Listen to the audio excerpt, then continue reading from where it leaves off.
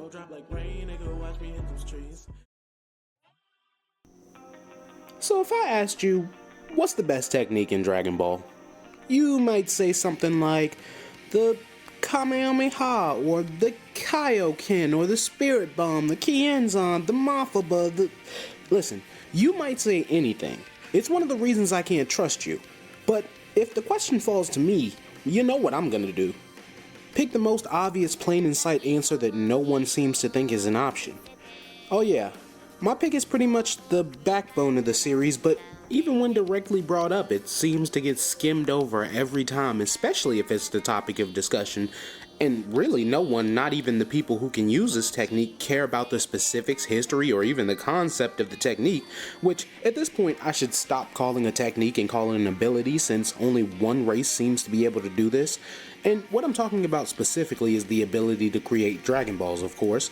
This ability comes from Namekian heritage, and like I said, it seems like no one in the story is at all concerned that there is a broader spectrum to these wish-granting, dragon-summoning balls with stars. And of all the people in the series to be interested in something like that, you'd think Bulma would have it down to a science, considering she has access to the Guardian of Earth, who just so happens to be a Dragon Ball creating Namekian.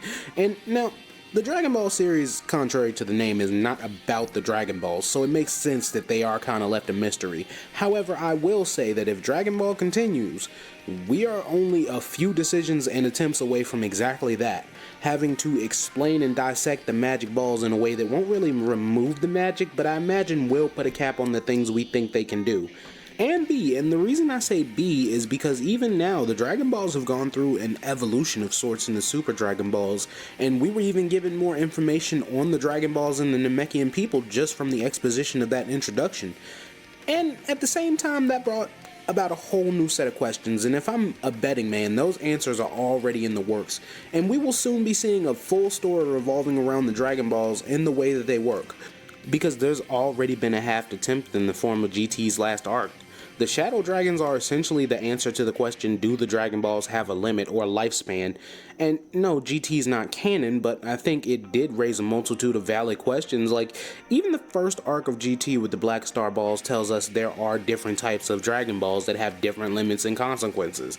And again, though GT is not canon, it does raise those questions about the main series, and rightfully so, because even the answer to the question, are there different types of Dragon Balls, opens a new door regardless, because if it is a yes, which it 100% is because of the Super Dragon Balls, we now have more possibilities for the orbs. If it was a no, then we know that the process is uniform and results are the same, and even then I'm asking what happens if something goes wrong in the process. Are there such thing as corrupted Dragon Balls?